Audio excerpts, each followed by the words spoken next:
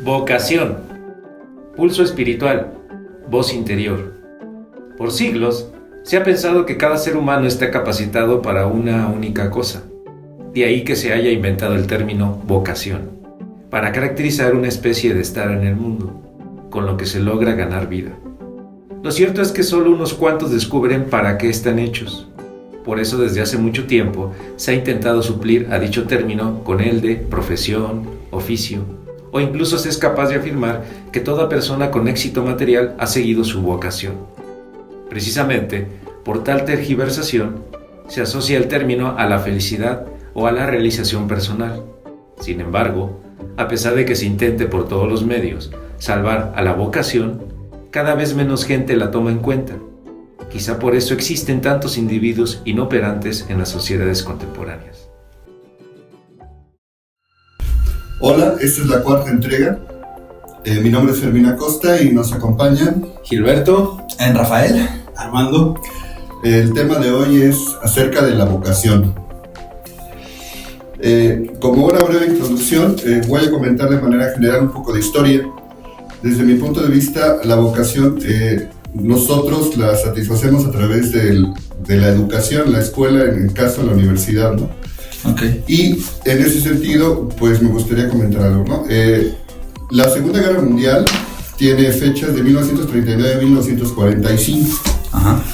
Y más o menos en esas fechas es cuando nace el Politécnico, en este caso, como escuela pública de la ciudad, bueno, de México, ¿no? Un poquito antes, ¿no? En 1936. Ajá, sí. Y la UNAM como la Universidad Nacional de México en 1910. Ok. Pero lo que yo quiero situar esto es porque entonces hay un ambiente de nacionalismo en aquel entonces. Entonces incluso eso, en el lema del Politécnico, la técnica al servicio de la patria de la UNAM, ¿no? Por mi raza hablará el espíritu. Okay. Entonces habla un poco de esa idea. Se ubica contextualmente, digamos, en el ambiente. Exacto. Y al terminar en 1945, entonces ahora viene una nueva etapa de reconstrucción de todos los países y de todas las economías. Ok. Entonces, en ese momento también el nacionalismo es fuerte. Pero al mismo tiempo está predominando el modelo de producción de la Ford. Y es el modelo de cadena, o de línea de producción, ¿no? Bueno, entonces lo que sucede después es que los países hacen su tarea, entonces se empieza a generar riqueza y entonces empieza a haber presiones para que el dinero se empiece a mover, pero en todo el mundo. Entonces empieza la idea del neoliberalismo y globalización. Entonces una de las consecuencias de esa parte es que se quiere que un país rico haga una empresa en otro país, pero va a requerir trabajadores. Entonces la presión está en la capacitación, pero que sea homogénea. Que es lo más fácil, ¿no? O sea, quiero que todos educarlos igual para hacer un programa de estudio, ¿no? Exactamente, y en ese contexto es donde nacen las competencias. Nacen como una capacitación para las empresas y es un modelo que que se adapta en las universidades en la parte formativa y profesional para que estén adaptados para las empresas. Pero más o menos por 1973-74 el modelo de producción cambia, entonces entra lo que llaman el modelo Toyota, que ya es un modelo en donde ahora el trabajador es el que tiene las soluciones y viene a cambiar el paradigma, ¿no? de trabajo en las fábricas. Bien. Y en las empresas. Pero entonces, y esto que obviamente me queda la idea de que está vinculado obviamente a cómo en las universidades empieza a prepararse a los jóvenes, y a su vez impacta en términos de las expectativas que un joven, por ejemplo, al entrar a la universidad tiene. Sí, exactamente. Con respecto a su futuro. La idea es, por ejemplo, que los modelos ahora educativos basados en competencias quieren satisfacer esa profesionalización. Pero inmediatamente te das cuenta de que hay ahí algo que está faltando, ¿no? Si algo los está dictando desde la parte profesional, entonces la parte humanística se está dejando de lado. Entonces, por ejemplo, la formación integral es ahora algo que se está incluyendo en los modelos de competencias y es algo que se tiene que subsanar, ¿no? Entonces, Estas ideas de modelos de competencias pues están desde 1960. Pero así digamos, antes bueno, estamos manejando este concepto. ¿Cómo podrías definir competencia, Fer? Digamos, en términos de un ejemplo. Pues esto está más bien relacionado, no en el sentido de la educación. Ajá, podrías claro. Ponerlo en el sentido del conductismo, que es, lo que quiere es que no sean clases repetitivas, que no sean clases memorísticas, etc., ¿no?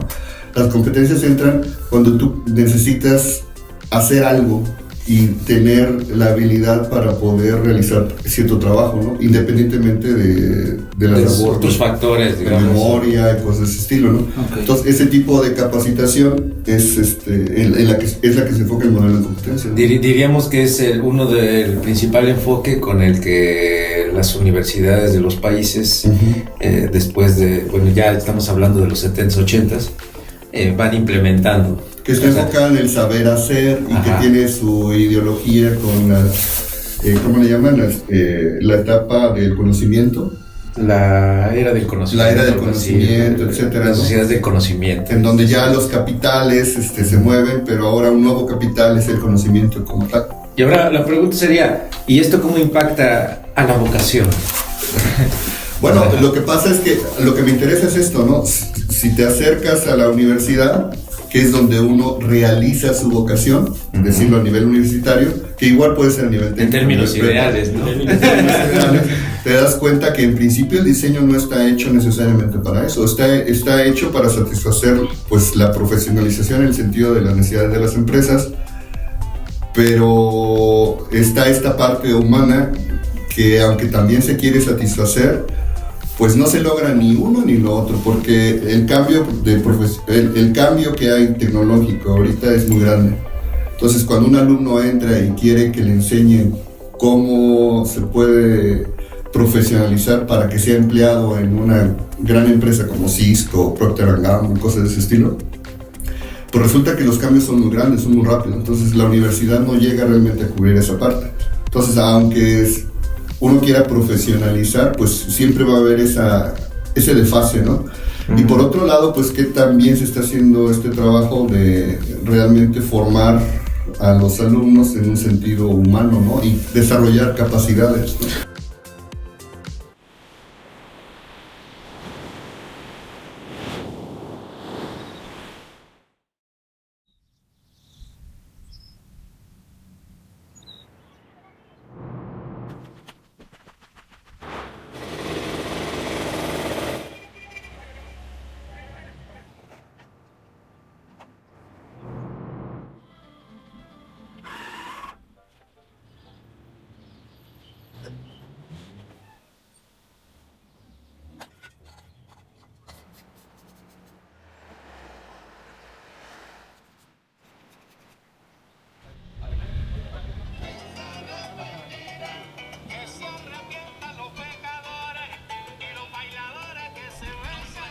Eso todo el día aquí, la música, porque coño, no, la música tú sabes, de repente me paro y echo un pie y todo, no le paro, ¿verdad? Y la gente dice, pues estás loco, sí, vale, ojalá tú estuvieras loco como yo, hermano.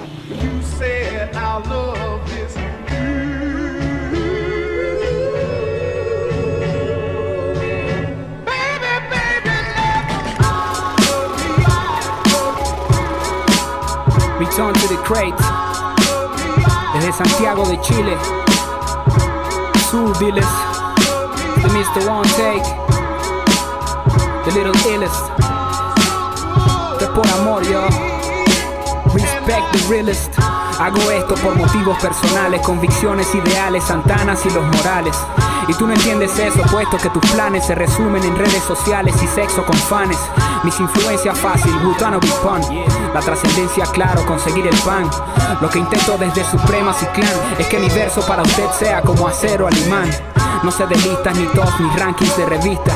Soy un escritor na mano, me llamen artista. Mi flow no necesita gafas, ya que está a la vista. Soy de los que las pone a mamar antes que se desvistan. Sigue creyendo que tú eres un beater, yo soy super liter. Pregúntale a Peter contra quién compites.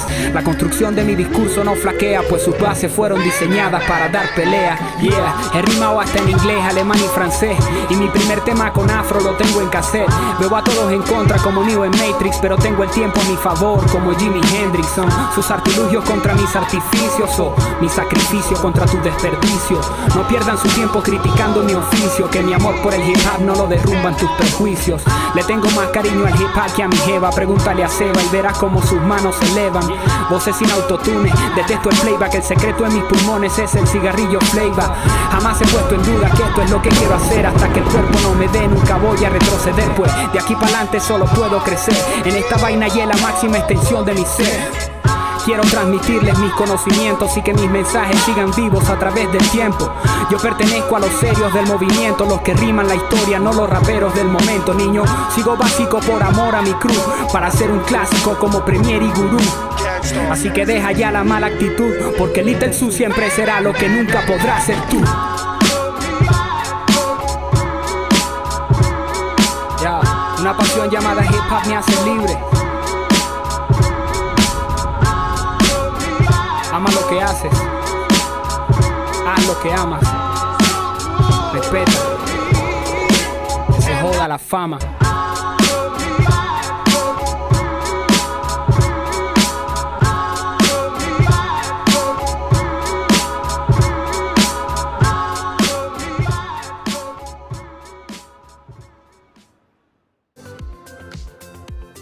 Por ejemplo, se supone que alguien elige una profesión en términos de sus capacidades, en términos de sus intereses, en términos de que hasta existencialmente está vinculado, digamos, a esa profesión o a esa carrera, etcétera, que elige.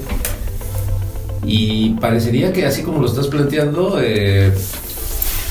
ese tipo de aspectos pasan como a segundo término en la mayoría de los casos, dado que por ejemplo, la universidad ya no cumple el papel de potenciar necesariamente esas expectativas, esas habilidades, esos aspectos humanos. Sí.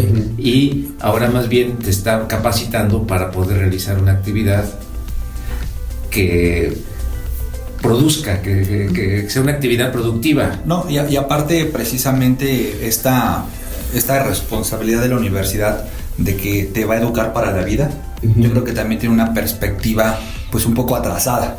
¿Qué sucede, no? Tú podrías tener la inclinación de estudiar una cierta carrera por, como dices, me gusta, tengo habilidad, se me facilita, incluso hasta por lo que puedo llegar a pensar que si estudio eso voy a tener mucho dinero, ¿no? O sea, podrías tener diferentes motivadores, ¿no? Sí. Diferentes motivadores para hacer algo, y lo cual es correcto, sí, pero no necesariamente es estático, ¿no? O sea, yo, por ejemplo, yo puedo terminar de estudiar medicina y eventualmente a los 3 años quiero irme a la psicología, y eventualmente quiero estudiar mecánica, y eventualmente quiero estudiar carpintería, por decir cualquier otra profesión o oficio, ¿no? Y lo cual es mal visto, ¿no? O sea, vaya, es mal visto que tú, siendo una persona adulta, que tú elegiste estudiar una cierta carrera, es mal visto que de repente ya no te guste, ¿no? O que en realidad en el camino te des cuenta que no era lo que querías. Pero fíjense que educar también significa orientar. O sea, educar sí es así como moldear, incluso medio negativamente moldear a un individuo, pero también es orientarlo, es focalizarlo. Eso también es educar. Sí, o sea, tú, una educación en la universidad te tiene que focalizar también en cuanto a tu expectativa de vida y todo. Con lo que estás planteando parecería que si el individuo decide cambiar una vez que acaba una carrera o lo que sea, decide cambiar, es porque quizás se equivocó. No, o quizás también la misma formación de la educación le hizo ver que hay otras cosas, ¿no? Porque precisamente esta cuestión de integrar humanísticas, que te des cuenta qué quieres en verdad, tal vez un buen programa universitario, pensando en que estamos hablando de una carrera universitaria, ¿no? Como no un oficio técnico que podrías aprender en otro lugar, te hizo llegó a tal punto que te diste cuenta que eso no querías, ¿no? O sea, fue tan buena, ¿no? La apertura. También hay otra cosa, o sea, por ejemplo, casi todas las escuelas de nivel medio superior incluyen materias que se llaman orientación vocacional, ¿no? Pero realmente, en mi experiencia, pues no cumplen tanto esa función. Entonces, y yo lo he visto en muchos de mis estudiantes que realmente no es tan claro el por qué, para ellos, ¿no? Deja para los demás, para ellos no es tan claro el por qué están estudiando una carrera u otra. Claro. Entonces, eso le mete más complejidad. Y no tienes permitido equivocarte, ¿no? Debes de hacer la elección porque es para toda la vida, ¿no? Sí. Y precisamente esa es, digamos que eso yo diría que eso se tendría que desligar, ¿no? Habría que decirle a la gente que pues, se vale equivocarse y si no escogiste de forma correcta, y en la misma formación es tan rica que te permite darte cuenta que tienes otra vocación, tienes otras inclinaciones, pues complementarla o cambiarlas, ¿no? Otra cosa, el grueso de la población, por ejemplo, apenas si tiene la opción para estudiar algo, incluso a veces nada más técnico o más abajo, ¿no? Y ya tiene que trabajar. Entonces ni pensar en estudiar otra carrera, ¿no? Si es que ya terminaron una, estudiar otra, pues a veces no está, ni siquiera les pasa por la mente, ¿no? Pero eso es debido a condiciones sociales. Exacto. ¿no? O sea, y un poco vinculado a lo que ya planteaba Fermín, de cómo se reestructuran incluso las visiones de un país en términos de ciertas instituciones que son las básicas, por tanto la universidad, o sea, que son las empresas en ese caso, y por tanto la universidad debe de preparar a gente, a material humano, a recurso humano, feo eso, recurso humano para que cumpla una función específica. Pero la presión social, que es un aspecto que sobre todo en nuestra sociedad mexicana es muy notable, está vinculado incluso a lo que decías tú, que si la orientación vocacional cumple su función, parece que no, porque influye más la presión social, la presión familiar, para que los jóvenes tomen una decisión de qué estudiar, y a veces es más determinante voltear los ojos hacia sí mismos para poder decidir en esos términos. Bueno, y lo que decías, Fer, ¿no? Esta parte de se necesitaba que se moviera el dinero, esto se permeó a las escuelas, porque necesitamos que nuestros futuros trabajadores tengan este perfil, ¿no? Pero también se permeó a la sociedad, ¿no? Porque entonces ya de repente esta presión que comenta Gil de tus padres de no, pues tienes que elegir una carrera que te deje dinero, ¿no? Exacto. Ya sabes, o sea, no generalizamos, como siempre, ¿no? Hay muchos grupos que piensan de maneras distintas, pero un pensamiento era que los padres no te obligaban, tal vez sí, tal vez no en algunos casos, pero era como tienes que estudiar algo que te reditúe, ¿no? O sea, si ahorita, ¿por qué no eres abogado? ¿Por qué no eres administrador? ¿Por qué no eres esto? Porque eso te va a dejar dinero, ¿no? Entonces, esta parte utilitaria, ¿no? Hay que mover el dinero y el dinero se va a mover si estudias estas carreras. Sí, así de, entonces, ¿qué quieres ser, hijo? ¿Escritor? No, te vas a morir. Entonces, de repente pierdes la perspectiva, ¿no? Entonces, ya está lo que dice Gil, ¿no? Por un lado te están diciendo que pues, tienes que ganar mucho dinero, porque la gente que estudia gana mucho dinero, ¿no? Por otro lado hay otro grupo que te dice que tienes que hacer lo que te gusta, ¿no? De forma ideal, ¿no? Y por otro lado tú no sabes qué hacer. Entonces siempre estás luchando, ¿no? Estás luchando en la elección.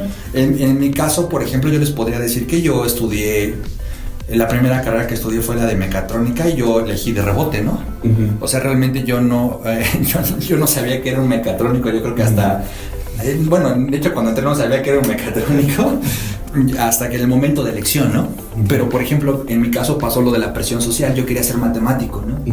Pero los comentarios de parte de mi familia, te vas a morir de hambre, ¿no?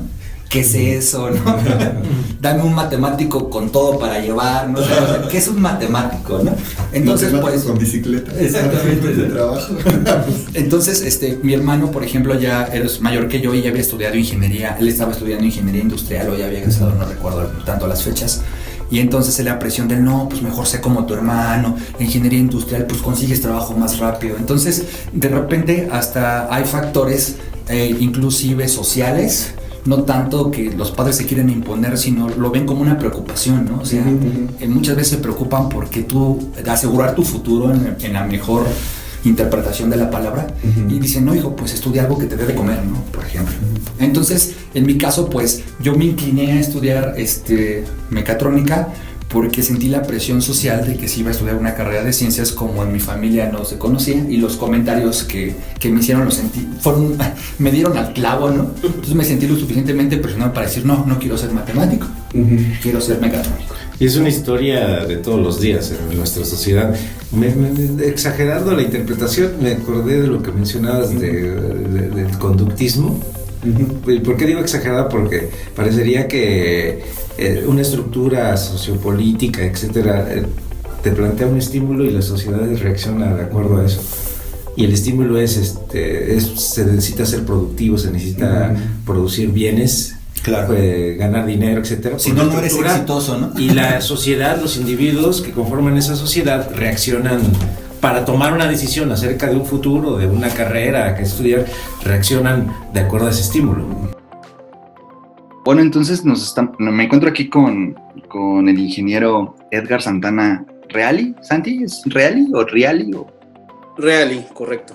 Ok, bueno, Santi, para los amigos, estudió conmigo mecatrónica, que fue 2002-2007. Y bueno, él toda la parte de mecatrónica la ha llevado en la industria. Él siempre se ha dedicado a desarrollarse profesionalmente en la industria, y pues estamos aquí para que nos cuente su experiencia. Santi, si quieres presentarte y que nos hables brevemente de tu currículum, de dónde has trabajado y actualmente a qué te dedicas, por favor.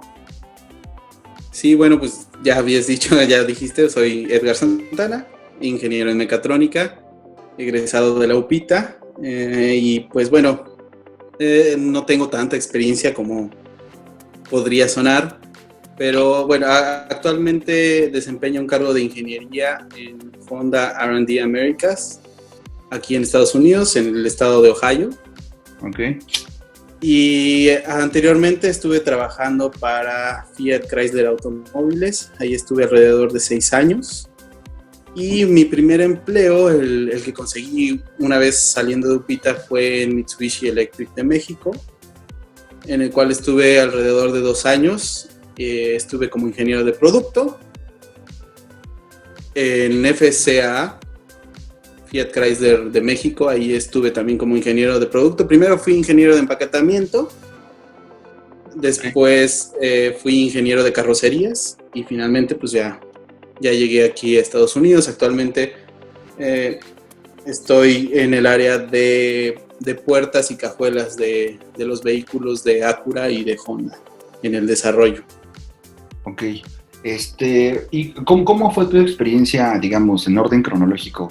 ¿Ya comentaste que estuviste en Mitsubishi? Sí.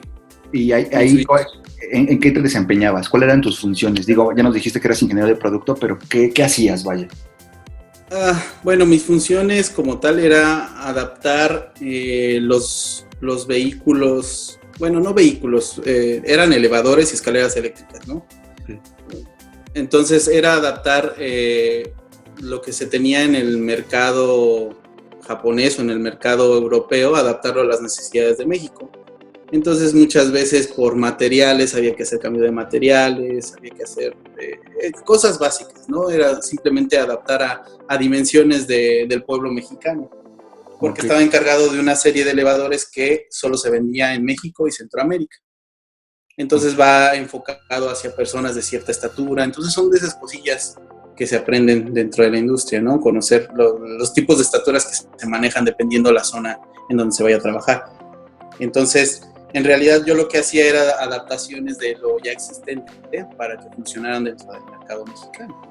Okay. No desempeñaba como tal, bueno, no me gusta decir que no hacía ingeniería, pero en realidad no lo hacía, ¿no? Porque era un trabajo muy rudimentario, se hacían cambios muy básicos, a veces nada más era, ok, tengo una lámina de tales dimensiones, solo la voy a recortar para que sea del tamaño que requerimos aquí en México, ¿no? Y entonces no hacía nada del otro mundo.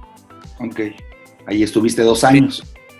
Sí, cerca de 2 años, no completé los 2 años porque justo sucedió que me aburrí muy rápido de ese empleo, porque en realidad sentía que no hacía nada en realidad, ¿no? Era bueno, ok, ya sé cómo está el elevador, ya sé de qué está compuesto, ya sé cómo arreglar un elevador para que funcione aquí en México. Entonces, era un trabajo muy repetitivo, lo cual lo hizo muy tedioso, muy tedioso. Entonces, tomé la decisión de renunciar, que por ahí, bueno, cometí un grave error porque renuncié sin tener un empleo antes. Entonces, eso fue lo complicado. Ok. Y, por ejemplo, ahorita antes de que nos cuentes tu experiencia en Fiat, bueno, Chrysler Fiat Chrysler Automóvil. Ahí, ¿cómo veías la oportunidad de crecimiento? O sea, ¿era fácil para un recién egresado subir de puesto, de nivel, de sueldo? No sé exactamente cómo sea la jerarquía. Pues la verdad, ahí lo único que encontré como beneficio de estar en Mitsubishi fue que me dieron la oportunidad como recién egresado. Okay. Porque finalmente sí, es muy complicado como recién egresado conseguir trabajo, tal vez muchos lo saben.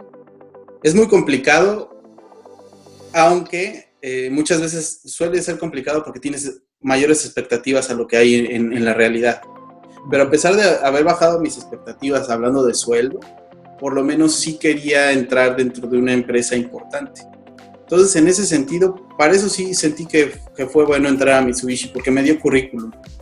Pero dentro de Mitsubishi no veía que fuera a tener un crecimiento ni siquiera a mediano plazo. De verdad tenía que ser muy a largo plazo. Y veía a la gente que estaba a mi alrededor y eran personas ya mayores, ¿no? Que llevaban 10, 15 años desempeñando el mismo trabajo y haciendo prácticamente lo mismo. A raíz de eso, pensé que no era un lugar para mí, porque de verdad para mí como que desempeñar ese trabajo que era tan tedioso, tanto tiempo, no le veía futuro. Entonces ahí la parte de crecimiento no la veía mucho. Y por otro lado, ese aburrimiento también me provocó como que esa sensación de que en algún momento mi cerebro iba a dejar de trabajar, ¿no? Ok.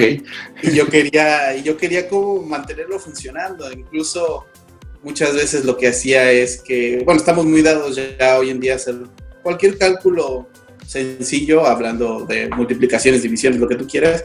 Ya somos tan perezosos con la tecnología que luego sacamos una calculadora o lo hacemos de esa manera. Entonces yo hacía cálculos de soportes para los elevadores. Ya todos esos cálculos los trataba de hacer mentales para activar mi cerebro. Según yo, eso me iba a ayudar a activar, ¿no? Porque de verdad empezó a ser un trabajo muy tedioso. Y me pareció un trabajo muy básico. En ese momento fue cuando también pues pasó por mi cabeza mucho de lo que llegaron a decir en el primer podcast que hicieron ustedes, ¿no? De que estudias tanto y que en realidad no lo utilizas en la industria. Y dije, en ese momento yo sí pensé, pues es verdad. De verdad, ¿de qué sirvió tanto estudio? A pesar de que no fui la persona más estudiosa de este mundo, pues finalmente sí adquirí conocimientos y después decir, no los estoy aplicando para nada. Ok.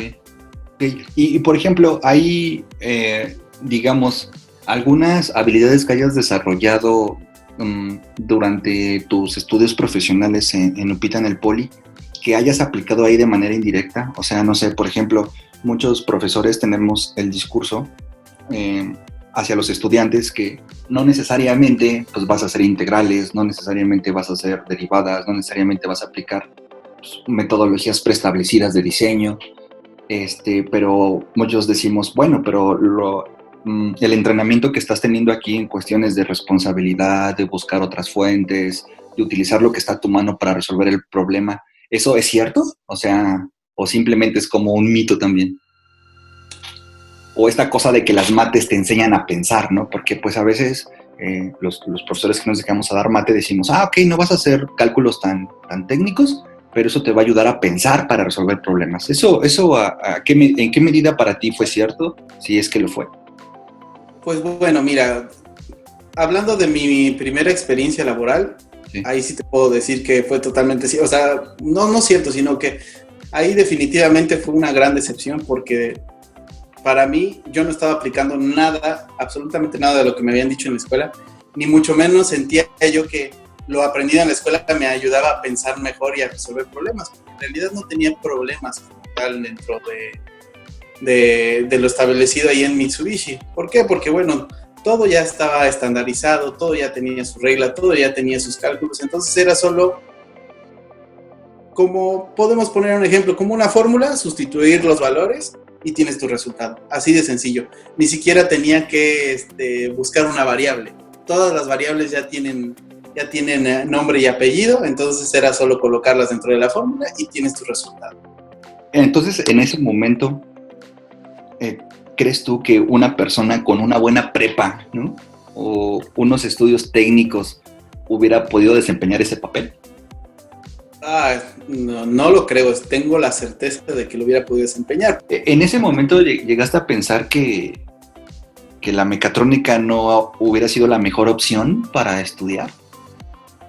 Sí pasó por mi cabeza que a lo mejor debía haberme enfocado en otro tipo de carrera, ¿no? Sí llegó a pasar por mi cabeza, por muchos momentos que tuve esas frustraciones, sobre todo cuando quise intentar, no sé, a lo mejor dar un poquito más de mí y que tampoco me fue permitido, entonces sí llegué a tener una frustración y dije, bueno, ¿de verdad así va a ser el mundo laboral?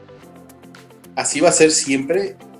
Qué frustración haber estudiado para desempeñar un trabajo que no me está llenando, que además sé que no estoy aplicando todo lo que he aprendido y que pues solo me está dando una experiencia curricular únicamente. Entonces sí fue algo frustrante esa parte.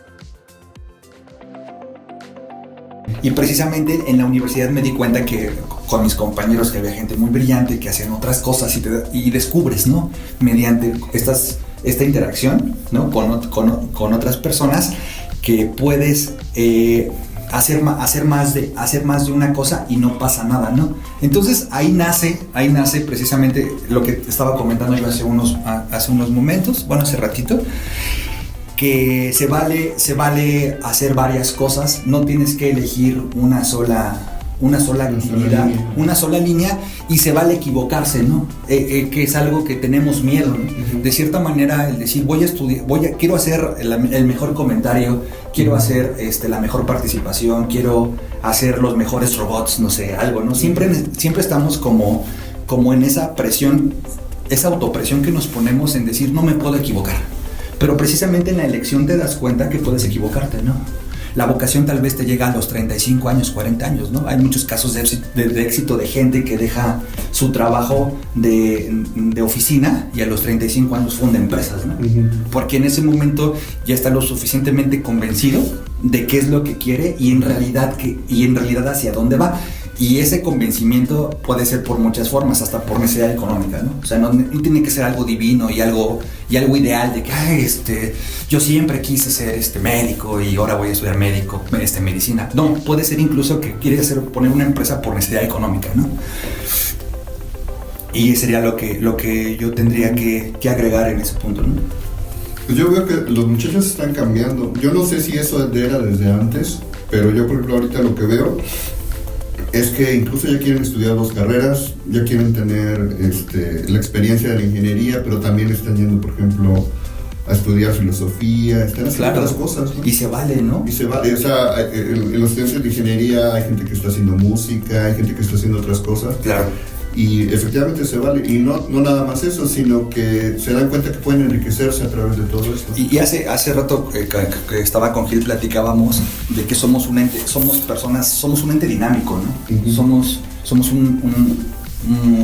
Somos un ente de cambio. Uh-huh. Entonces, evidentemente lo que le comentabas hace rato a Gil es de que los cambios físicos se ven claros porque envejecemos, ¿no? Uh-huh. Pero así como envejeces, cambia tu cuerpo, físicamente también cambia tu mente. Uh-huh. Entonces, puede pasar que en este transcurso, ¿no? Algo que tú pensabas que era tu forma de vida, ¿no? Pensando que la vocación es como voy a hacer esto quiero este estilo de vida, ¿no? Uh-huh. Profesionalmente hablando. Puede ser en un momento una cosa, pero con el tiempo puede irse modificando. Uh-huh. Y hay que estar abiertos al cambio, ¿no? Uh-huh. Porque no podemos estar estáticos. Como lo comentaba hace un momento, por necesidad, porque en verdad te des cuenta que quieres. Entonces, el hecho de decir, tengo que elegir bien, ¿no? Uh-huh. Para toda la vida, posiblemente tendrías que elegir bien en el momento, yo pensaría, ¿no? Uh-huh. Con tus deseos. Aunque hay gente, yo conozco, pero hay gente, es digamos, no es tan grande la proporción de gente que conozco, que tiene muy claro qué quiere ser, ¿no? De toda la vida, y siempre quiso ser músico, y a los 35 años quiere ser músico, a los 50 años quiere seguir siendo músico, ¿no? Es poca la gente que conozco que tiene este perfil, sí, esa continuidad. Ahora hay otra cosa que hace también más complejo el problema. Aquí en la Ciudad de México tienes la opción de estudiar varias cosas, ¿no? Pero te vas a provincia y a veces, no sé, hay administración o ingeniería electrónica o ingeniería en sistemas, ¿no? Sí, ¿cuál quieres? ¿Cuál quieres, no? Sí. Entonces a lo mejor tú quieres ser matemático, pero pues para eso te tienes que ir a algún lugar más lejos, que no tienes los medios, sí, que no, claro. Que no hay forma clara de estás acotado también por las circunstancias. Estás acotado. Entonces, por ejemplo, yo conozco mucha gente que es ingeniero electrónico como yo y que quería ser físico originalmente. Pero bueno, yo, por ejemplo, ahí hay muchas cosas, como dices, va uno cambiando. Yo, por ejemplo, yo quería ser físico, ¿no? Entro a electrónica y veo pues cosas relacionadas con física y con mates desde el inicio. Y también dije, no está tan mal, ¿no? No está tan mal. Y ya empiezo a estudiar algunas cosas, pues por mi cuenta, como para satisfacer ese deseo que tenía, ¿no? de estudiar física.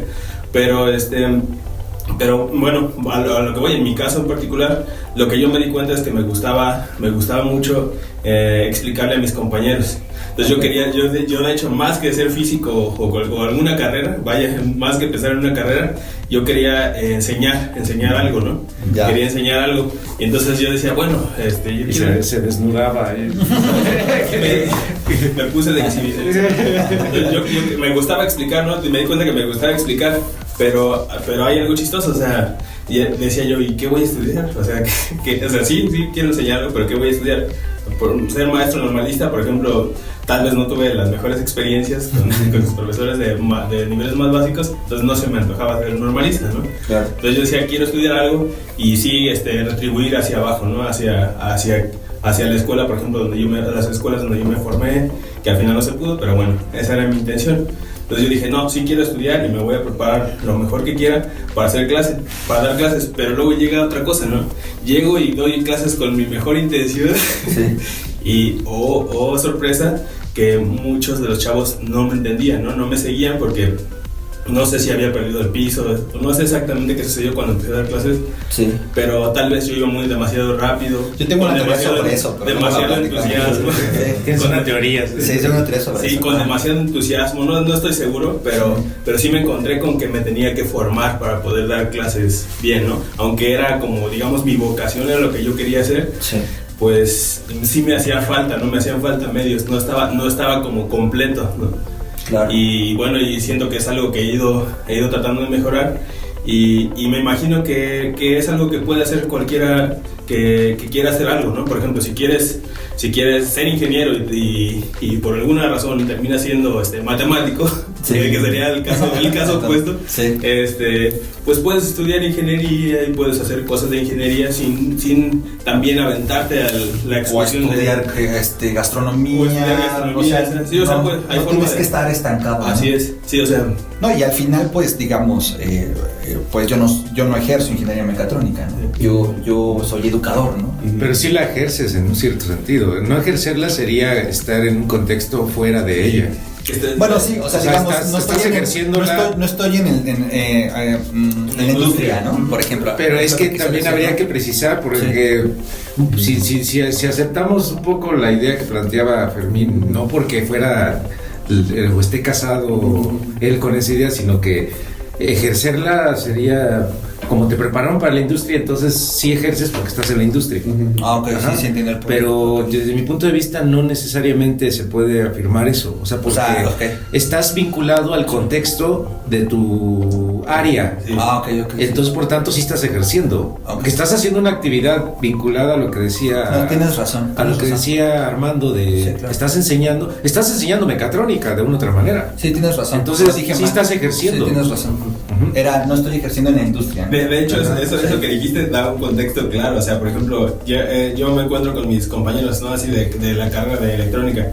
Y me dicen, no, pues, ¿qué haces? No, pues doy clases. Oye, ¿pero qué te pasó si tú eras bueno en electrónica? o sea, la sociedad como que ve eso. O sea, la sociedad dice, no, pues es que no estás en la industria, no estás haciendo lo que estudiaste. Sí, exactamente. Pero realmente sí lo estoy haciendo, nada más que... Sí, no en ese contexto, no en otro contexto. No en el contexto que es como más socialmente tienen razón. Aceptado, ¿no? No, incluso tú puedes preguntarle a tus compañeros que están en la industria, bueno, ¿y qué actividad haces? Sí. Por ejemplo, y tú le comentas, bueno, yo, entre otras actividades que es dar clase, también estoy en el contexto de generar ideas y dirijo trabajos. Y eso les va a sorprender, porque creen a veces que nada más es la cuestión de pararse en el pizarrón. Pero al preguntarles, ¿qué es lo que haces tú? ¿Cuál es la actividad que haces? Resulta que tampoco de manera tan precisa están ejerciendo. O sea, quizá algunos están como gestionando, como haciendo actividades más administrativas. Muy probable. Ajá, pero no están, o sea, alguien que dijera que trabaja en la industria y que está ejerciendo su carrera, por ejemplo, si es mecatrónico, está diseñando, no sé, está desarrollando un proyecto, pero hay gente que no está haciendo eso. Que está más bien, nada más están sentados ahí viendo especificaciones y todo eso, y eso es ejercer. En ese contexto. En ese contexto, sí, claro. Profesor.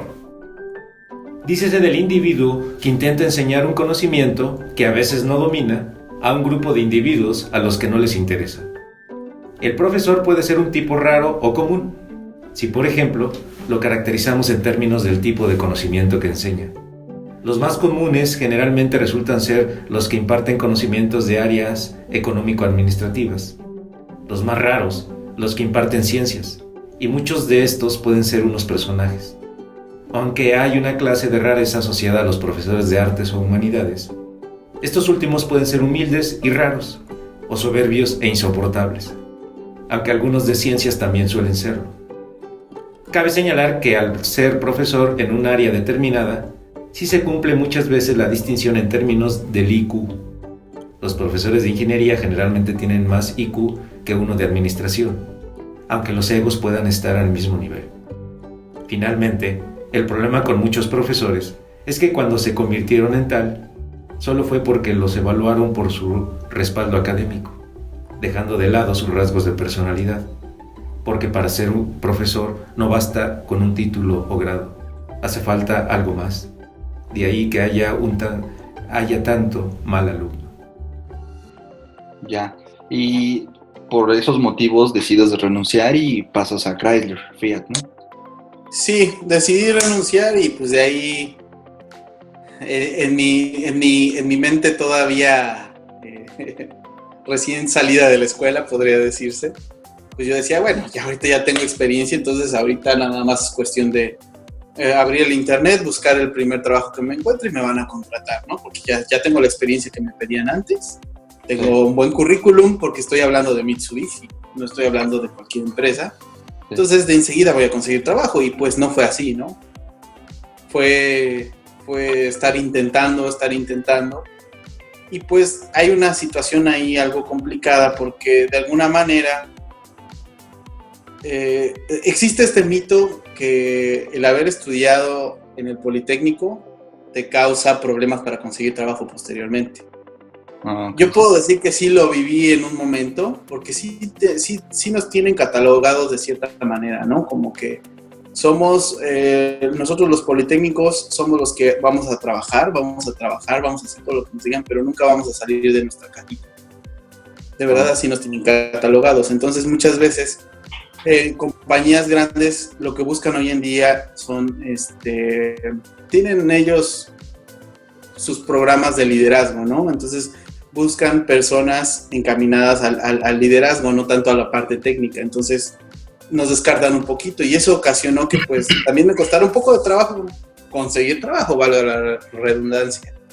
Afortunadamente también dentro del mundo laboral ayuda mucho que tengas contactos. Okay. Entonces, yo entré a Chrysler precisamente porque una de las personas que llegó a estudiar con nosotros, que es Javier Piña, él ya estaba trabajando ahí en Chrysler, y él me hizo la recomendación, porque yo ya había intentado trabajar en Chrysler un par de veces, ya había ido a un par de entrevistas y no había tenido la oportunidad, no me habían dado la oportunidad, y hasta que él me recomendó, pues bueno, se dio esta oportunidad. Ok, fíjate que es curioso eso, ¿no? Sí, de verdad, porque te das cuenta que si no tienes una recomendación, difícilmente logras entrar, ¿no? Al menos en mi caso, ¿no? Yo sé que puede haber mucha gente que diga, no, pues está loco, ¿no? O sea, yo sí entré por méritos propios. Entonces, bueno, estoy hablando con base a mi experiencia, claro está. Okay. Sí. Y ahí en Chrysler estuviste 6 años y ahí me imagino que es una hipótesis, tú me la aclaras, me imagino que por el tiempo que duraste en ese trabajo, pues ya te sentías más cómodo, ya estabas haciendo más. Sí, de entrada fue mucho más cómodo porque lo primero que llegué a hacer ahí fue ingeniero de empaquetamiento. Digo, dentro de Chrysler está la gama de ingeniería de producto, y toda la ingeniería de producto tiene muchas divisiones. Y ahí yo estaba como ingeniero de empaquetamiento. Empaquetamiento a veces mucha gente lo interpreta como que, ok, entonces tú diseñabas las cajas donde iban los componentes del carro. No, empaquetamiento es un análisis que se hace de cada componente que hay en el vehículo para saber si va a tener un correcto ensamble, si va a tener algún problema futuro por cuestiones de claros e interferencias que haya dentro de los mismos componentes. Eso es a lo que se refiere el empaquetamiento. Entonces, yo entré a hacer empaquetamiento y para mí fue otro mundo, ¿no? De entrada, desde las instalaciones cambiaron mucho, la manera en la que convivía con la gente. Ayudó mucho que hay mucha gente joven, entonces también me sentí mucho más adaptado. Y el trabajo siempre fue diferente, día con día hacía algo diferente, a pesar de que estaba yo encargado de hacer empaquetamiento, siempre veía cosas diferentes. ¿Por qué? Porque veía todo el vehículo completo. ¿Seguía sucediendo que seguías haciendo adaptaciones? O sea, al final el diseño se hacía en otro lugar y llegaba a México para hacer adaptaciones. O sea, esto que veías de la llanta, de los componentes del empaquetamiento, sí, eran exacto. Adaptaciones. A final de cuentas, eso es lo que la mayoría de las cosas que llega a México, al menos dentro de la industria automotriz y lo que yo puedo hablar de mi experiencia, ya llegan las cosas hechas, ¿no? Ya no tienes que hacer un desarrollo. De vez en cuando sí te permiten hacer un pequeño desarrollo, pero estoy hablando de, ¿sabes qué? Nosotros estamos pretendiendo utilizar, adaptar para el mercado mexicano, y a lo mejor dentro de esa adaptación hay que diseñar una manguera. Pero es nada más una manguera, ¿no? No estás diseñando la gran cosa, y además esa manguera tú la tienes que adaptar a lo que ya existe en el vehículo, no tienes... O sea, eliges, ¿no? Eliges de lo que... Exacto. Ok. Exacto, entonces pues ya tampoco tiene el gran chiste. Sí, al principio obviamente sí te emociona y dices, voy a trabajar sobre el diseño de algo, ¿no? Y además era un diseño primario, ¿no? Porque a final de cuentas lo primero que estuve trabajando dentro de Chrysler, yo como ingeniero de empaquetamiento, yo solo generaba un diseño como una idea. Yo decía, ¿saben qué? Podemos trabajar con algo así. A partir de esa idea, entonces, el ingeniero encargado de esa parte era el que hacía ya un trabajo más a detalle. ¿Cómo? Pues bueno, contactaba al proveedor, el proveedor ya era el que le decía, podemos hacerlo de esta manera, podemos hacerlo de esta manera, y se acabó. No había un desarrollo como tal, ¿no? Y llegó el día en el que por fin me sentí así, dije, estoy aplicando algo de lo que aprendí en la escuela, ¿no? Porque de pronto nos pidieron hacer un análisis, me acuerdo mucho de una transmisión manual que tenía problemas, y ese tipo de análisis solo se hacía en Estados Unidos, pero esa transmisión manual era solo para mercado mexicano, entonces Estados Unidos no quiso hacer el análisis. De ahí dije, pues yo lo puedo hacer. Y para mí lo más fácil fue, mi primer pensamiento no fue meterme directamente en hacer un análisis relacionado con matemáticas, ¿no? Para mí fue, tengo un software que me puede hacer una simulación, con eso hago mi análisis y se acabó. Perfecto. Preparé todo Ya cuando me fui adentrando a la parte de simulación, porque no era lo mío, estuve investigando, comencé a hacer una investigación, más o menos hice un poquito de lectura y ya supe cómo hacer una simulación en el software. A partir de eso me di cuenta que muchos de los valores que me pedían los tenía que calcular. Ok. Para que funcionara esa simulación, para que me diera un resultado adecuado. Sí, lo más cercano a la realidad. Entonces yo me puse, siempre agarraba mi cuaderno y empecé a anotar. Cuando me di cuenta ya estaba haciendo yo ecuaciones, ¿no? Sí. Y dije, caray, no lo puedo creer, ya por fin estoy haciendo eso. Ok, 5 años después que egresaste, ¿no? ¿Y te quedaste en empaquetamiento o cambiaste? Bueno, más adelante me cambié de área precisamente buscando hacer algo diferente, porque yo siento que yo ya estaba viciado dentro del mismo trabajo, ya incluso, bueno, a mí yo considero que si cuando despiertas algo te da flojera es que ya no es para ti, ¿no? Ajá. Entonces yo despertaba en las mañanas y decía, ya no quiero ir a trabajar, a pesar de que sabía que iba a ir a hacer algo que ya dominaba, ¿no? Entonces fue cuando dije, no, esto no está bien, ¿no? Necesito empezar a hacer algo. Fue cuando empecé a aplicar en algunas otras posiciones dentro de Fiat Chrysler, y a su vez también empecé a buscar oportunidades aquí en Estados Unidos. ¿Por qué? Porque también después del camino que ya había recorrido, me di cuenta que la parte del desarrollo, la parte de la investigación estaba aquí en Estados Unidos, al menos en el área automotriz, y sobre todo yo en esa época pensando solo en Fiat Chrysler, decía yo, bueno, es que yo quiero estar en esa parte del desarrollo, quiero estar en la parte en la que de verdad vea problemas, en las que tenga que aplicar un poquito más de ingeniería para resolverlos y para hacer un diseño. Okay. Entonces, mientras estuve buscando moverme dentro del mismo Chrysler, también estuve buscando oportunidades en el extranjero, porque sí, no solamente fue aquí en Estados Unidos, incluso también busqué en Suecia, hasta llegué a buscar en la India, porque en la India se hace un poquito de desarrollo. Ok. Y pues no tuve la suerte en ese entonces, y ya fue cuando cambié de puesto dentro de Chrysler y empecé a ser ingeniero de carrocerías. Ok. ¿Y era algo similar a lo que hacías en empaquetamiento? No el mismo trabajo, sino me refiero a... ¿Volvía a ser monótono? ¿No hacías diseño? ¿Hacías adaptaciones? ¿O ya era diferente? No, bueno, aquí ya como ingeniero de carrocerías... Sí. Me da mucha risa porque, bueno, ya es como que ahora sí eres ingeniero, ahora sí tú vas a llevar el control de ciertos componentes, ¿no? Ya no nada más vas a revisar los cambios, ahora tú tienes que ver todos tus componentes, tienes que estar en comunicación con la planta, en la planta te tienen que decir si tienen problemas tus componentes, pero nunca diseñas, ¿no? Ok. Simplemente te dicen, oye, ¿sabes qué? Preparas pequeños problemas, ¿no?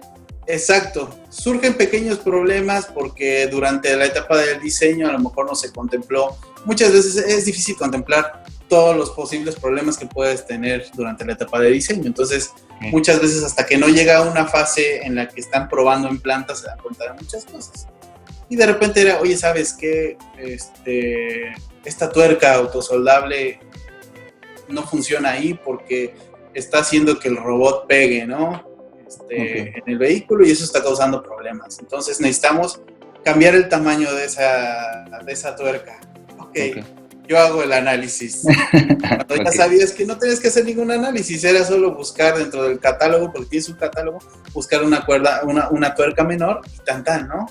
Okay. Tal vez no era eso, también tenías que comunicarte con tu proveedor, si es que la parte era hecha por algún proveedor. Si era la parte hecha en casa, entonces te comunicabas con la fábrica y decías, oye, ¿sabes qué? Voy a cambiar esto. Hacías la documentación, platicabas tu cambio y terminabas. Y eso era todo. Y bueno, ahí me acuerdo mucho que muchos compañeros ya dentro, cuando estábamos cuando yo ya me había cambiado de área, ellos nos definíamos a nosotros mismos como secretarias bilingües. No nos considerábamos ingenieros. Yo me acuerdo que me molestaba mucho al principio, pero en realidad pues era lo que hacíamos, porque no hacíamos ingeniería, simplemente era llevar la administración de los componentes. ¿Por qué? Porque todo eso ya se había diseñado anteriormente. Tú solo tienes que administrar que tus componentes sigan funcionando bien, que si necesitan un cambio, seas capaz de hacerlo. Tal vez haya un poco de análisis, pero al final de cuentas también la mayoría del impacto del análisis lo tiene un proveedor. Okay. Entonces, tú solo eres ese pequeño puente entre, hola proveedor, necesito que me ayudes con este cambio, ¿se puede o no se puede? El proveedor te dice, sí se puede, pero te va a costar tanto. Ok, entonces yo me comunico aquí con Chrysler, oigan, ¿saben qué? El cambio va a costar tanto. O lo hacemos o no lo hacemos, o seguimos con el problema. No, sabes que es muy caro, entonces hay que buscar otras opciones. Bueno, entonces ya buscando esas otras opciones, tal vez utilizabas un poquito la cabeza, pero al final de cuentas no hacías ningún desarrollo. Era solo situaciones emergentes y se acabó. Y yo ahí quisiera hacer un paréntesis de lo que me estás diciendo. Yo he comentado con algunas personas, en particular con Fermín, que también es otro integrante de este proyecto del podcast, que hay un mal diseño en el currículum mexicano en cuanto a ingeniería, por lo menos en lo que conocemos nosotros, refiriéndonos en particular al poli. Creemos que el plan de estudios, tu currículum, está un poco desligado de lo que realmente se necesita. ¿A qué vamos? Pues en tu primer trabajo, hasta lo que me has comentado ahorita, pues resulta ser que pues no tiene nada que ver en el 90% de lo que me has dicho con lo que aprendes, ¿no? Sí. Pero que al fin y al cabo, pues es un trabajo que puedes desempeñar. Incluso por ahí estaba la pregunta que si alguien con menos estudios lo podría hacer, y por lo menos en Mitsubishi sí se podía, ¿no? Ahora, sí. ¿Qué creemos, no? Bueno, ¿qué es lo que yo creo, no? ¿Qué creemos? ¿Qué es lo que yo creo? Pues yo creo que esto es como cuando te vas a caer, ¿no? Entonces vas caminando o vas corriendo y te tropiezas, ¿no? Entonces el tropiezo es el sistema educativo mexicano, ¿no? Y luego te vas a caer y te vuelves a tropezar y ¡pum!, te levantas, ¿no? ¿Qué es el segundo tropiezo? Pues precisamente el trabajo de ingeniería en México. Es decir, la currícula no está bien diseñada, pero los trabajos tipo mexicano, vaya, los que más abundan, no requieren que esté bien, no requiere que el programa esté bien hecho. No sé si me explique con el punto. O sea, los requerimientos son otros, y como la currícula está mal diseñada, no pega, o sea, no pega directamente. ¿Por qué? No hay una relación, ¿no? Pero como el trabajo que, yo lo llamaría así, no sé si sea correcto, yo lo llamo que la mayor oferta en ingeniería en México es administración de ingeniería, no es como tal desarrollo. Yo creo que esa es la palabra, administración de la ingeniería, esa es la palabra. Ajá, entonces, por ejemplo, estos dobles tropiezos, ¿no? El tropiezo de la currícula del ingeniero, hablando específicamente de lo que conocemos que sería mecatrónica en particular, ¿no? Pero no sé qué tanto se podría extender a biónica, telemática y otras ingenierías del instituto, no sé qué tanto se podría extender, pues precisamente este trabajo no tan especializado que te exige la industria, pues permite que todo siga funcionando, ¿no? Pero claro, mediante tropiezos, ¿no? Pero bueno, hasta ahí lo quiero dejar. No. La universidad debería de ser el lugar, viéndolo en términos idealistas, como un santuario que debe de preparar al individuo para hacerlo feliz, por ejemplo, entre otros aspectos. Eso estaría muy padre. Dice, tú cuando llegas a la universidad, si elegiste, de acuerdo al tema, sí, vocación, claro. Si elegiste adecuadamente, tu carrera te debe hacer feliz. Ah, sí, porque es la clásica, ¿no? Si no te hace feliz, entonces cerraste. Claro. Y entonces no sabes, o no estás estudiando algo que se parezca a vocación, y por tanto la estás padeciendo. No, y interpretar eso bien, ¿no? Porque, por ejemplo, podría gustarte hacer algo mucho, pero eventualmente te cansas, ¿no? Sí. Y eventualmente después de hacerlo 15 horas seguidas dices, ya me harté. O sea, aunque eso más bien es en términos de, hasta lo que mencionabas hace un momento, de vas envejeciendo, Sí, pero claro. no en términos de que te arte lo que estás haciendo. No, pero vaya, O sea, es normal. O sea, ¿te digamos, harta hacer cálculos a ti, que eres matemático? eventualmente, yo digo que eventualmente. O sea, puede te llegar a cansa pasar. quizá intelectualmente, pero no es que te arte, así como que ya no quiero saber nada de las ecuaciones. Yo sí lo he llegado a pensar, ¿no? Yo realmente, yo sí he estado en esa posición, ¿no? O sea, y no significa que a todos les pase, ¿no? Sí. Pero, por ejemplo, a mí me ha sucedido que eventualmente yo he dicho, no, pues ya no quiero dar clases, ¿no? Ah, bueno, sí. O eventualmente yo he decidido cambiar mis áreas de investigación porque pues ya me harté de esa área de investigación y así literal, ¿no? Entonces, por ejemplo, cuando estoy en esa situación, precisamente contrasto esta parte, ¿no? Que si tú elegiste bien y estás haciendo lo que te gusta, pues digamos que la definición te dice que no debería de suceder eso, ¿no? Porque entonces no elegiste bien, ¿no? Ajá. O sea, la definición ideal es, si no te gusta lo que estás haciendo o te hartaste, entonces no lo hiciste bien. No, yo digo que es más real, ¿no? O sea, puedes tener inclinaciones, ¿no? Pero pues también te puede hartar, ¿no? Si te gusta mucho comer mole, después de 5 días desayunando, comiendo, cenando mole, vas a dejar de hacerlo, ¿no? Y no significa que ya no te guste, ¿no? Sino yo creo que es algo más dinámico, ¿no? Y vamos a lo que decías, la homogenización, ¿no? O sea, al final lo que se trataba de hacer en algún momento es, somos tantos que no puede haber tanta diversidad, ¿no? O sea, no podemos estar atendiendo a cada persona en sus necesidades porque eso no es práctico, ¿no? Entonces vamos a homogenizar, ¿no? Todos eligen la carrera A, la carrera B, hasta la Z, pero solo hay eso y elige una, ¿no? Porque entonces también vienen los recursos, no podemos proporcionarte toda la educación que tú necesitas, porque en el momento en que tú estudies una segunda carrera, alguien dejó de estudiar porque estás ocupando ese espacio. Entonces viene este encasillamiento y de definiciones y de buenas costumbres, ¿no? Y de las cuales yo creo que debemos de salir un poco, ¿no? O sea, y permitirnos el hacerlo inclusive a veces mal, ¿no? No pasa nada, ¿no? Claro, ¿no? Yo siempre les digo a mis alumnos que no se preocupen, descubrirán cuál es su vocación cuando acaben la carrera.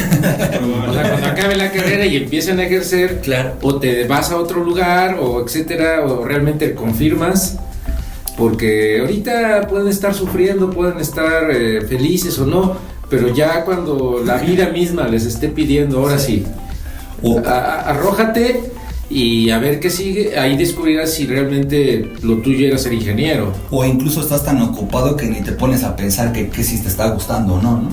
O sea, que estás preocupado por sacar las materias adelante, porque tienes mucha tarea que ni te pones a pensar, ¿no? Si sí lo estoy gozando o no lo estoy gozando, ¿no? Y como dices, al final cuando terminas, como ya tienes más tiempo, ahí te das cuenta, ¿no?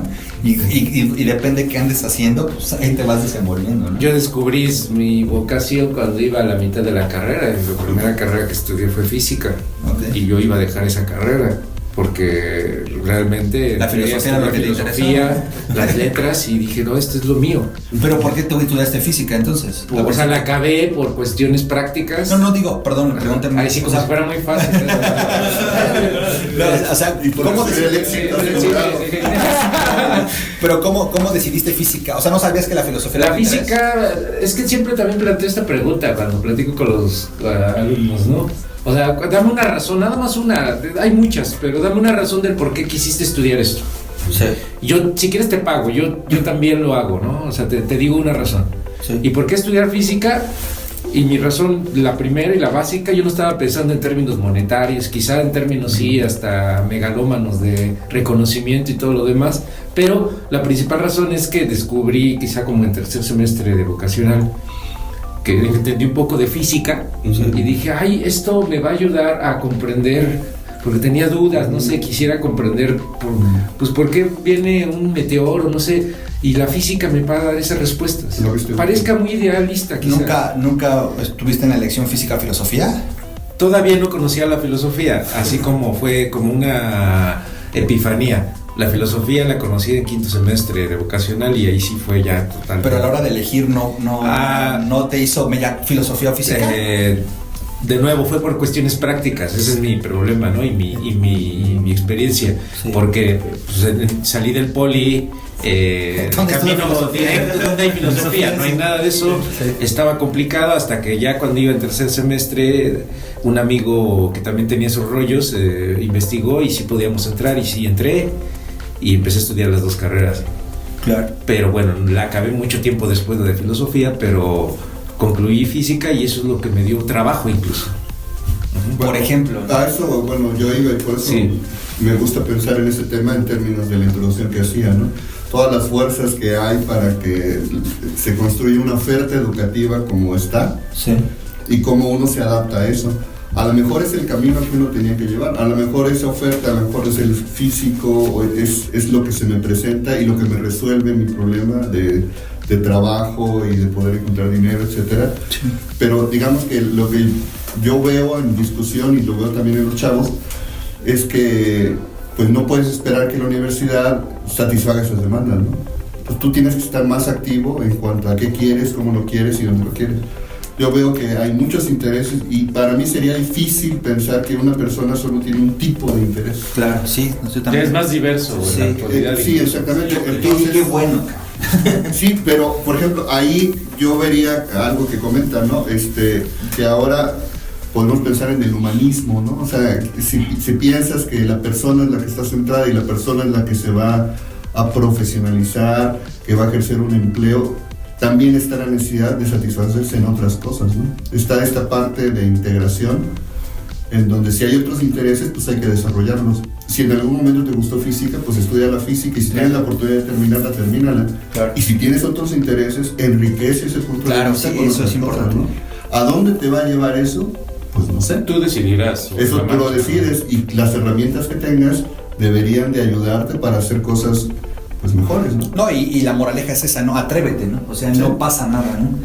¿Es la vocación que es? Es lo que te iba a decir, a eso iba yo. Entonces, por ejemplo, ¿cuál podría ser una respuesta que podríamos dar a sí sigo mi vocación, o para realizarme o sentirme bien conmigo mismo, o no? Ya. ¿Cuál podría ser la respuesta? Por ejemplo, han llegado a mí a veces alumnos a decir, bueno, a mí lo que me interesa es ganar dinero. Está bien. Sí, claro, válido. Bueno, hay muchas maneras de ganar dinero. Ajá. ¿Te urge? Puedes convertirte en narco y ganas mucho dinero. La cuestión es que al hacer eso, tú te estás colocando como un medio. Tú debes de ser un fin en sí mismo y tu carrera también debe ser un fin. Pero si dices tú, me interesa ganar dinero, no importa cómo, estás colocándote tú como un medio para llegar a ese fin, y también la carrera o la profesión como un medio, y estás cerrando en cierto sentido. Ajá. Ese es mi punto de vista. Sí. Entonces yo lo que les digo es que trata de que la carrera que estudies, dado que tienes ese fin, esté un poquito más vinculada a algo que te defina. Ajá. Sí. Me refiero que hay muchas carreras quizá que te pueden llevar a resolver ese deseo que tienes, obtener ese deseo, satisfacer ese deseo. Pero no debería de ser así. O sea, hace un momento hablábamos de que, bueno, dame una razón del por qué, una razón, Fermín, del por qué estudiaste matemáticas. ¿Estabas pensando en dinero? No, definitivamente no. Pero, por ejemplo, yo ahí pondría en cuestión lo que es la vocación, ¿no? Porque si alguien ahorita me dijera, es que yo nací para hacer ingeniería, bueno, ¿y qué tal si tú hubieras nacido hace 3 siglos, ¿no? Entonces, a lo mejor tú naciste para ser mecatrónico y naciste hace 3 siglos, y entonces, ¿qué, no te realizaste? O sea, hace 20 años, si no inventas los hijas, ¿dónde está la mecatrónica? O sea, ¿tu vida sería sin sentido? Yo creo que no, más bien es, para añadir un poco más de complejidad al asunto de la vocación, yo creo que más bien hay como que, no sé, necesidades básicas, ¿no? Claro. Que tú puedes canalizar, y a mí se me hace peligroso que tú te identifiques con una carrera, casillas, ¿no? que te cases con un punto de vista, porque pues a lo mejor no hay el contexto para que te desarrolles, ¿no? Sí. Igual yo creo que más bien lo que hay que buscar es el desarrollo. Así si tú te sientes pleno en desarrollo en una sola línea, pues felicidades. Pero a lo mejor tienes más intereses, y yo lo que he visto es que cada vez es más frecuente ver que la gente está como que diversificando sus intereses. Ya no le está apostando nada más a una sola. No, y qué bueno, ojalá que eso pase, ¿no? Que se permee hacia arriba, también hacia las generaciones, ¿no? Que no gozamos de manera tan transparente de esa idea, ¿no? O de esa cantidad de información. Yo creo que la información ha venido a revolucionar esta parte también, ¿no? Pues en parte, pero pues vuelvo a lo mismo, es que antes había trabajos en donde durabas 30 años, ¿no? Entonces yo quiero entrar a esta empresa y hago carrera en esa empresa. Esa era el ideal, ¿no? Esa era la meta, ¿no? Sí, pero ahorita ya no. Ahorita las empresas con el emprendurismo, la innovación, etcétera.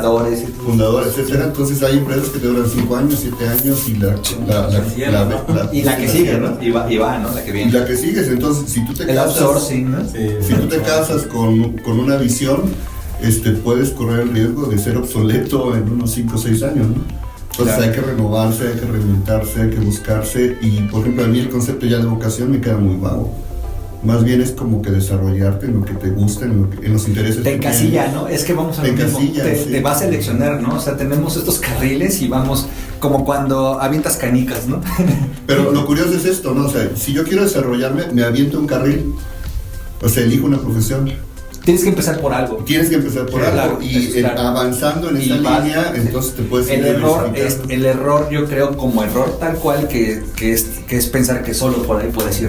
Exactamente. O que tú mismo te veas a través nada más de esa visión. O sea, acuérdense de ese dicho de que el que mucho abarca, poco aprieta. Y precisamente ese tipo de dichos lo que hacen es que haya un prejuicio de las personas que no tengan una vocación bien definida, ¿no? O sea, es mal visto que tengas más de 30 años y no tengas un empleo fijo y no sepas qué vas a hacer de tu vida profesional y cómo es posible que quieras cambiar, por ejemplo, en algo que tenemos claro, tema de investigación, ¿no? ¿Cómo es posible que ya ahorita, después de que estudiaste tu doctorado, quieras cambiar tu tema de investigación, ¿no? Sí, realmente, sí. ¿No? O sea, es hasta mal visto, ¿no? Pero, por ejemplo, estás entrando en algo que plantearía en términos de una fórmula. ¿Vocación sería igual a empleo? Ok. O sea, no sé, la actividad que realizas es lo más cercano a tu vocación. ¿O la soportas? Pues yo creo que en términos de que te da beneficios. Yo creo que en principio es eso, ¿no? Cubrir tus necesidades, tu necesidad de empleo por cubrir tus necesidades básicas y después de ahí te vas moviendo, ¿no? Yo creo que eso es como algo más como realmente, ¿no? En mi caso también cuando yo ingreso a ser profesor, por una situación no necesitaba completar unos gastos y yo decido por ser profesor, pero realmente yo era feliz solo en el posgrado, ¿no? O sea, realmente fue una necesidad, ¿no? O sea, no fue como planeado, ¿no? Yo realmente preferiría estar estudiando en ese momento y dedicarme 100% a mis estudios de posgrado que haber ingresado, ¿no? De profesor. Entonces, como que es una combinación, ¿no?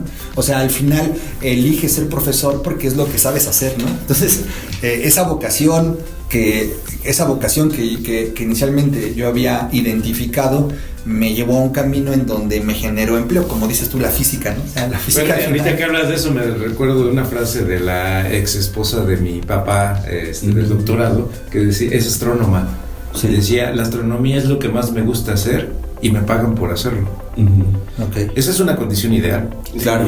Sí. Y quizá deberíamos de tender así. Yo no me, independientemente de que después cambié de área y estudié tal cosa, lo que sí no me veía a futuro es que yo estuviera realizando una actividad que detestara o que no me gustara. Ajá. Sí, claro. Ahí estoy hablando, lo que decías de diversificación, creo que el individuo tiene la posibilidad de tomar decisiones. Sí. Bueno, no creo, es así, es un hecho. Y entonces debería de estar en condiciones de tomar esa decisión si es que ya no le está reflejando. Sí, no, y que se sienta con la libertad de hacerlo, ¿no? Y eso es independientemente del beneficio que te traiga, porque te puede traer más problemas a futuro. Claro. Como decías, quizá en otras generaciones, dada la estructura social, un trabajo de 30 años o más. Sí, claro. Porque tenías que permanecer ahí, dado que no había otras posibilidades. Ahora que se puede diversificar, sí, pues que el individuo busque dónde puede potenciar sus habilidades. No, incluso y que sea feliz otra vez. O sea, sí, aunque suene muy idealista. No, incluso hay personas que podrías cambiar de digamos, de empleo, por ponerlo en una palabra práctica, incluso hasta por un empleo que te deje menos remuneración porque posiblemente te afecte a tu salud, ¿no? Entonces no necesariamente el cambio es porque mejore tus condiciones, pero te hace más feliz de cierta manera, ¿no? Hay mucha gente que dice, ¿sabes qué? Me pagan menos en este empleo, pero veo más a mi familia, ¿no? O me pagan menos en este empleo, pero no tengo que estar los fines de semana contestando el teléfono, ¿no? Sí. Entonces no necesariamente los cambios tienen que ver con mejorar en la parte económica, ¿no? O sea, esto de felicidad, Sí, ¿no? sí es Esto importante la parte económica. Sí, claro, pero eso de felicidad también juega un papel, ¿no? Importante, pero tal vez no al principio, ¿no? Al principio se No, una necesidad. estamos de acuerdo con lo que decías, quizá ya después de los 30 años es donde te pones en una disyuntiva, como en un precipicio para poder decidir claro, qué hacer con tu vida. Y ahí es donde descubres realmente qué es para qué estabas hecho. Pero se supone que desde el medio superior debería de irse, y hasta podemos hablar del tema anterior de los podcasts de la educación, en términos de que debería de estar una educación debería estar orientada a potenciar las habilidades del individuo, claro, y tratar de ubicarlos adecuadamente. Claro. En el caso de ustedes que estudian ingeniería, un día le preguntaba a un doctor en ingeniería, oiga, ¿usted cree que para estudiar ingeniería también se necesita un cierto tipo de talento? Similar a que un talento o cantar, ¿no? O para cantar, o músico, o pintor, o lo que sea. Sí. Y entonces, ¿por qué cualquiera estudia ingeniería? Y no estoy denigrando la ingeniería, no, claro, sino en términos de que hay mucha gente que no debería estudiar ingeniería. Como otras áreas también. En términos de las habilidades, no me estoy refiriendo a la profesión en sí, sino en términos de que realmente no tienen ese talento que se necesita. Personalmente, porque yo respeto mucho a esta profesión de la ingeniería. Ajá. Y siento que se debería de la gente que llega ahí. Ajá, ustedes que están como profesores de ingeniería saben que implícitamente las habilidades que se necesitan. Es que hay gente que realmente no la tiene. ¿Y por qué entró ahí? Porque precisamente ahí viene un discurso, ¿no? Que no sé qué tan válido sea. No es para justificarlo. Yo digo, el discurso que he escuchado cuando pasa esta situación es que la gente dice que todos tienen derecho a hacer lo que quieran, ¿no? Está bien. Su libertad, eso, ¿no? Y entonces no lo limites, ¿no? ¿Por qué le pones trabas? Él puede ser el mejor astronauta si decide ser el mejor astronauta. Hay un discurso, este es el discurso que se maneja, que las limitaciones las pones... La equidad, ¿no? La equidad, y todos tenemos derecho. Sobre aquello en lo que llenar la vida. Ralph Waldo Emerson ha sido uno de los escritores que más huella me ha dejado. En La conducta de la vida, menciona: siempre hay una manera mejor de hacerlo todo, incluso de conocer un huevo. Los modales son las maneras felices de hacer las cosas. Primero un golpe de genio o de amor, luego repetido y endurecido por el uso. Al final forman un rico barniz con el que se limpia la rutina de la vida y se adornan sus detalles. Los modales son comunicables. Dicen por ahí que adquirir un hábito o disciplina es bastante sencillo. Solo se trata de hacer lo mismo todos los días, mínimo 20 minutos, e ir aumentando el tiempo, y después de 20 o 30 días, dicha actividad ya será rutina. Algo cotidiano. Digo todo lo anterior porque recuerdo una charla con una sobrina, la cual se encontraba en esas edades en las que te quieres comer el mundo de un solo bocado. Si bien ella, como todos los de su edad, estaba llena de sueños y planes, lo que intenté señalarle no fue una estrategia para lograrlos, sino una mirada atenta a su presente. Pues como dicen también por ahí, ¿quieres comprender tu pasado? Mira tu presente. ¿Quieres conocer tu futuro? Mira tu presente. La estrategia es simple, acaso una especie de mayéutica socrática, pues la primera cuestión es bastante básica. ¿Con qué llenas tu cotidianidad? Es decir, ¿en qué te ocupas? ¿Qué tipo de temas acostumbran digerir y dialogar tú y tu círculo familiar de amigos? ¿Cómo organizas tu día a día? Cualquiera de nosotros podía responder a dichas cuestiones. Lo que primero habría de identificar es si existe coherencia entre ciertos anhelos y sueños y la respuesta dada. Hasta aquí, debo señalar que por algo es que comencé remitiéndome al gran escritor norteamericano, pues como él, pienso que lo primero de lo que se trata es de aprender a comportarse, ya que a pesar de tener o no un origen en cierta escala social incómoda, eso no nos exime de saber comportarnos. De ahí, por tanto, adquirir hábitos y conductas que nos marquen ciertos senderos propicios para potenciar lo que somos. El viejo indecente Bukowski, merodeador de cantinas de mala muerte en la película Barfly, y personificado por el actor Mickey Rourke, desprecia y siempre pelea con un cantinero, solo porque, como él mismo lo expresa, representa todo lo que odio, es macho, vulgar, ignorante. A diferencia de Bukowski, que tiene clase. Quizá nosotros también deberíamos de luchar contra todo lo corriente y vulgar, contra toda ignorancia. Hace falta decir que si uno aprende a comportarse, adquirirá buenos hábitos y por ende llenará su vida con cosas, personas y realidades que realmente valgan la pena. Erradica de tu vida todo lo nocivo y que como un lastre no te deja avanzar. He aquí una primera respuesta a la cuestión. Si alguien, sea hijo, esposa, hermano, etc., tolera el abuso, quizá es porque piensa que se lo merece, es decir, no merece nada, y por tanto eso es lo que obtiene de la vida. Si alguien erradica de su vida los libros, los paisajes sublimes o las noches de luna llena, tal vez también erradica de su vida el amor o la poesía, y quizá lo haga porque cree que no está hecho para eso, puesto que existen otras cosas más importantes, ya que lo más seguro es que dicha persona ha sido convencida por el principio de realidad. En este sentido, surge la pregunta, ¿con qué llenar tu vida? Con lo que uno guste, siempre y cuando construya. Lo destructivo solo conduce a llenar vacíos con otros vacíos. Por algo, no hay que desconfiar de quien se cree mucho. Como dice Emerson, la base de los buenos modales es la confianza en sí mismo. Quien agrede con su presencia solo será uno más en el relato de la vida. Quien alumbra los espacios que habita, quizá ha entendido que, sabiendo comportarse, adquirirá las armas que lo conduzcan por un camino que él mismo traza en su día a día, pues siempre intentará llenarse con la abundancia, no con la escasez que da la vulgaridad, la superficialidad y lo primitivo que puede llegar a ser un ser humano. Postdata.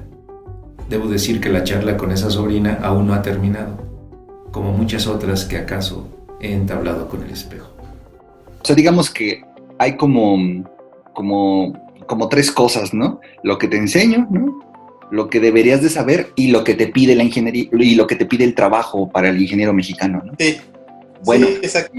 Y estuviste aquí 6 años, estabas buscando trabajo en otros países y finalmente coincides con Honda, ¿no? Sí. Ya estoy por cumplir 2 años aquí en Estados Unidos, en Honda. Y bueno, la oportunidad también la busqué bastante. Yo creo que, siempre digo que estuve un año buscando. Bueno, estuve un año como que en el proceso con Honda, ¿no? Porque... Mientras seguías en Fiat Chrysler, ¿no? Sí, claro, porque ya había aprendido la lección, ¿no? Ah, ok. De no dejar un trabajo hasta no tener el otro seguro. Entonces, pasó desde la primera vez que apliqué, la primera entrevista que tuve, no me dieron la oportunidad para la vacante que había en ese momento y posteriormente, un año después, fue cuando me volvieron a contactar, me preguntaron que si estaba todavía disponible, que si todavía quería intentar venirme para acá, y pues obviamente yo dije que sí, y bueno, ya pasé por las entrevistas. Estoy yo ahorita contratado por outsourcing, no estoy contratado directamente por Honda.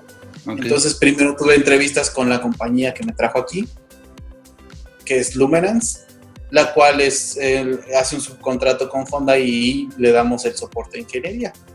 Okay. Entonces primero fue entrevista con ellos y a final de cuentas ya tuve la entrevista con mi actual jefe aquí dentro de Honda. A partir de eso, bueno, entonces ya evaluaron mi experiencia y fue cuando me dijeron, oye, ¿sabes qué? Pues si te queremos para acá, y pues ya me vine para acá, ¿no? Ok. Sin saber qué era lo que me esperaba, ¿no? Para mí era ya tengo mucha experiencia, ¿no? Ya voy a poder llegar ahorita a mover, o sea, ya ahorita no me va a costar trabajo, ¿no? Desempeñar un trabajo. ¿Por qué? Porque estoy pasando de la industria automotriz a la industria automotriz. Es cuando pues, topo con paredes, ¿no? Porque me doy cuenta que parece ser que soy un recién egresado aquí. ¿Por qué? Porque a final de cuentas, a pesar de que tengo la experiencia y todo, pues me ponen a prueba al principio. Okay. Entonces empiezan a analizar a ver qué tan capaz soy de hacer ciertas cosas. Entonces, lo primero que me topó es que, pues, ¿qué crees, hermano? Vas a tener que picar piedra otra vez. Okay. Porque aquí nadie sabe cómo trabajas y aquí en realidad conocen cuál es el trabajo del mexicano, pero no conocen a detalle qué tan analíticos somos. Bueno, y bueno, ahí, somos. Y ahí quería aclarar algo, ¿no? Lo que sucede que que en algún momento en Fiat Chrysler tú tenías ya la planta y cuando cambias a carrocería, pues ya tenías un mayor puesto, ¿no? O sea, ya venías ya habías picado piedra 3 años en... Exactamente, sí, ya por lo menos habías ya había pasado tenido... a otro nivel, ¿no? En cuanto, digamos, en el organigrama y tus ingresos. Y entonces, cuando vas a Honda, pues resulta ser que es como volver a comenzar, como cuando pasó en Chrysler, y por eso esa frustración, ¿no? Sí, y además de frustración fue también darme cuenta que lo que yo consideraba mi vasta experiencia era nula comparado con el nivel de trabajo que se quería realizar aquí, ¿no? Okay. De entrada, la primera experiencia que me pidieron es en software, ¿no? Un software como CATIA. Yo decía, claro, yo lo domino. ¿Por qué? Porque ya llevo más de 4,000 horas de CATIA en mi currículum. Y me doy cuenta que el CATIA que yo manejo es de bajo nivel comparado con lo que se hace aquí. ¿Por qué? Porque para mí CATIA era usarlo solo para esos asuntos, esos cambios de emergencia, esos de hay que corregir esto, y eran correcciones mínimas. Sí. Aquí no, aquí ¿sabes qué? Tú tienes que estar encargado del desarrollo desde el inicio. Entonces desde ahí fue lo primero. Y podrías decir que entonces estás en un trabajo en donde aplicas ingeniería. Actualmente sí, sobre todo porque ya, bueno, más o menos, resumir un poquito aquí, pues no tengo tanta historia, pero pues puedo resumir un poquito que comencé picando piedra, pasaron unos meses en los que incluso pensé que ya no iban a requerir de mis servicios, ¿no? Porque sentí que no estaba dando el ancho, pero bueno, a final de cuentas, pues bueno, me empeñé en hacer las cosas mejor. Okay. Y fui también pues escalando un poquito, y a partir de esa escalar un poquito, pues ya me fueron delegando mayores responsabilidades. Y actualmente ya estoy bien establecido dentro del desarrollo de los vehículos. Y en ese desarrollo, entonces, aquí sí es cuando yo digo, ya estoy aplicando ingeniería. ¿Ya sirve la escuela o todavía no es tan claro? Aquí sí puedo decir que ya sirve la escuela. Entonces, en este momento quisiera completar lo que te había comentado hace un rato. Habíamos dicho que el sistema educativo, junto con la oferta de empleos, pues ahí se dan de tropezones en México, y pues tienes ingenieros para lo que se requiere en la industria mexicana, ¿no? Y entonces habíamos dicho que pues no había un match tan directo, porque acá en México administras ingeniería y no desarrollas ingeniería, ¿no? Entonces, la ingeniería que aprendes en el Poli, en este caso en UPITA en Mecatrónica, es un buen programa para que te da las bases para entrar a una industria en donde se necesita desarrollo. Yo al menos hasta... ¿Consideras un porcentaje, un 50%, un 80%? ¿Está bien? Yo podría hablar que es un 75%. Ok. Sí, porque... Mejoras en los programas, vaya. Sí, podría haber unas mejoras, pero por lo pronto ahorita que ya estoy haciendo más investigación, más desarrollo y más diseño, me doy cuenta que sí hay muchas cosas que me han ayudado mucho, y sobre todo también me ha ayudado mucho a entender hoy cómo interactúan todos los sistemas, ¿no? Porque hoy te das cuenta que un sistema mecánico tiene agregado actuadores eléctricos o electrónicos. Sí. Entonces, esa parte también dices, ok, yo entiendo cómo funcionan las dos cosas, entonces eso también te ayuda mucho a hacer un desarrollo en la parte mecánica, que es en la que estoy yo, porque bueno, está la parte de los que llevan electrónica, y la parte de la sinergia, que es lo que nosotros manejamos en la mecatrónica, pues eso también ha ayudado, porque pues, sí logro entender muchísimas cosas que probablemente si fuera yo solo ingeniero mecánico no entendería. Ok. Y por ejemplo, ¿tú qué le recomendarías a los estudiantes actuales? O sea, digamos... Parte de lo técnico, de verdad, algo que considero muy importante es tener un idioma, ¿no? Un idioma aparte del español, ¿no? Yo creo que siempre es enriquecedor, y pues todos sabemos que actualmente muchas cosas, inclusive la literatura que manejamos, está en inglés, ¿no? Entonces... El inglés es muy importante, y sobre todo que sea un inglés bien practicado, porque debemos de adquirir la habilidad de poder generar una conversación, de poder generar una discusión. Así que no sirve de nada a lo mejor decir, ok, ya sé decir buenos días en inglés, ya sé decir lo básico en inglés, no. Tienen que tratar de aprender un poquito más allá de lo que es el inglés como una herramienta cotidiana, ¿no? Que les permita establecer debates, que les permita establecer ese tipo de cuestiones, porque más adelante, sobre todo si la intención es trabajar en la industria y sobre todo en industrias conocidas y grandes, pues siempre vas a tener que entablar conversación tarde o temprano con alguien que hable en inglés, y eso ayuda mucho, ¿no? Eso ayuda bastante. ¿Qué otra cosa podría ayudar? Me comentabas que la redacción, ¿no? La parte de la ortografía. Sí, justo estaba tratando de pensar de qué manera abordarlo para no sonar agresivo, ¿no? Pero siento también que siento también que en muchas ocasiones ayudaría mucho que tuviéramos, que en las escuelas se tuviera como una parte en la que te enseñaran un poquito a cómo tener una buena redacción, a cómo expresar tus palabras de una manera adecuada dentro de un memo, ¿no? O sea, que tengas una buena ortografía, que te dirijas de manera correcta. También eso ayuda mucho. Creo que nos hace falta dentro de la escuela, ¿no? Porque a veces, no sé, quizás todos los conocimientos que yo tengo relacionados con la gramática y todos los vengo arrastrando desde la primaria. Uh-huh. Pero no estaría mal tener un refuerzo, porque sí es importante saberte expresar de manera escrita y de manera oral, en el idioma que estés manejando. Es importante que lo hagas de una manera correcta, porque también de eso depende mucho en cómo te visualizan las demás personas. Okay. De acuerdo a mi experiencia. Otra herramienta que sería importante y que sí lo intentaron, bueno, no, tal vez no lo intentaron, pero hoy en día las empresas se manejan mucho por las ideas de liderazgo. Hoy en día para las empresas lo que quieren es líderes, ¿no? Okay.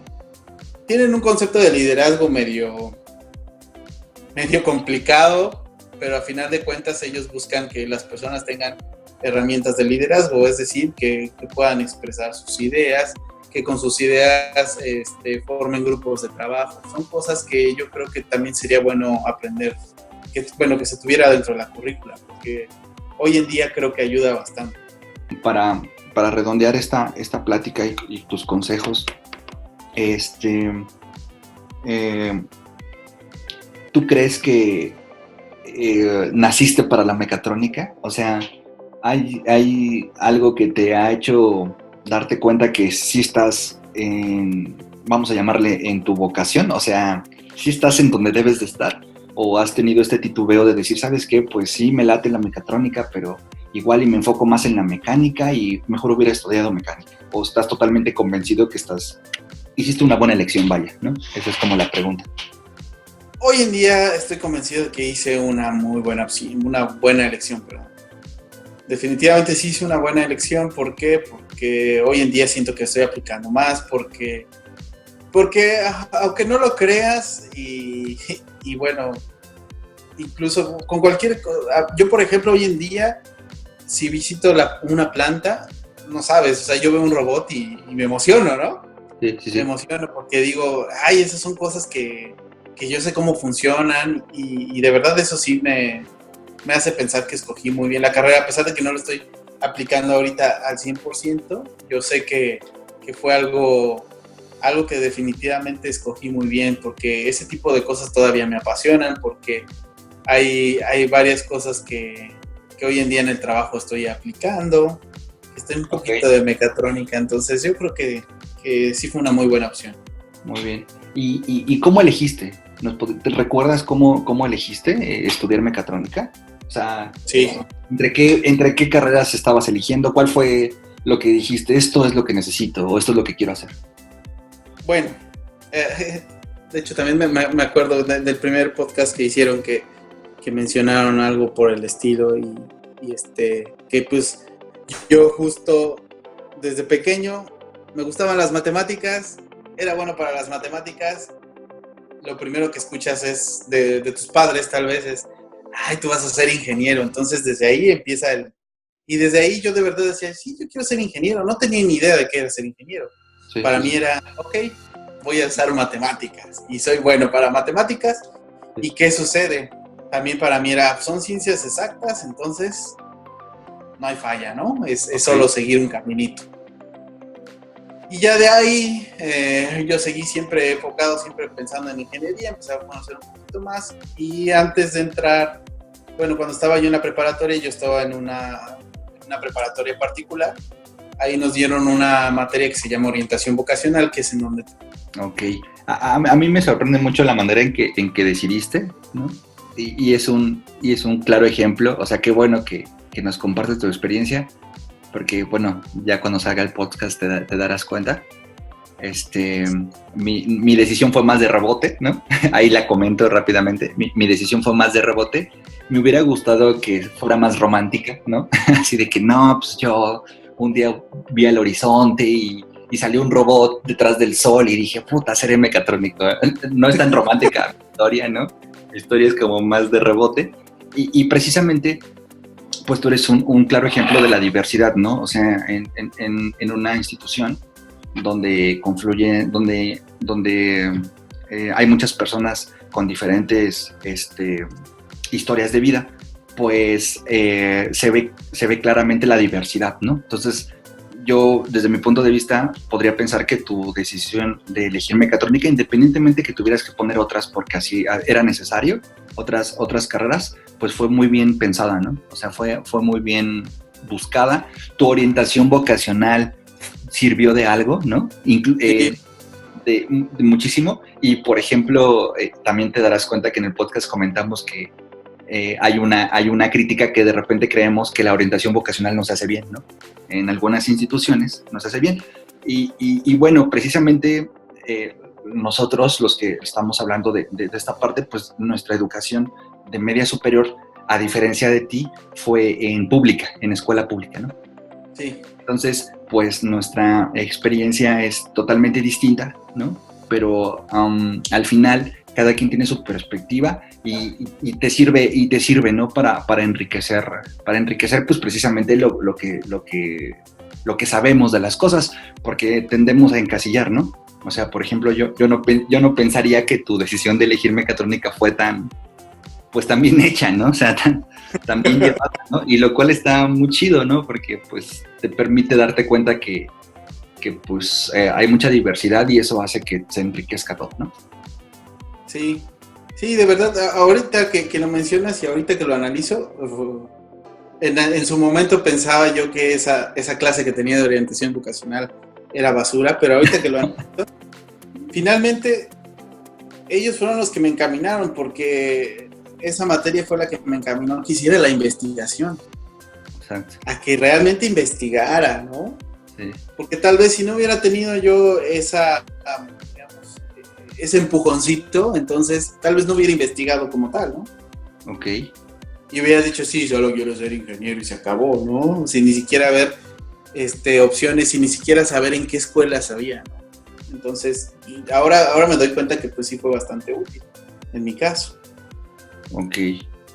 Pues Santi, pues muchas gracias. Te agradezco tu tiempo y que pues te esté desvelando, ¿no? Porque pues ya es un poco tarde. Digo, independientemente de la hora que estemos grabando, hemos platicado yo creo que cerca de 4 horas o por ahí 5. Y bueno, entre otras cosas, pues bueno, nos diste la entrevista y pues ojalá nos puedas acompañar en otros podcasts compartiéndonos tu experiencia. Sí, claro, con todo gusto, si se puede. Digo, generalmente se puede, ¿no? Hoy en día con las tecnologías, aunque yo esté de este otro lado en este otro país. Pues, en este otro lado del hemisferio. ¿No? Sí. Estamos del mismo lado del hemisferio, ¿no? Sí. Por eso ya iba a cometer el error, pero corregí el tiempo. De este lado del muro, ¿no? Sí, de este lado del muro. Ok. Y aprovechar que se puede. Pues muchas gracias, Santi. No, ¿de qué? Hasta luego. Hasta luego.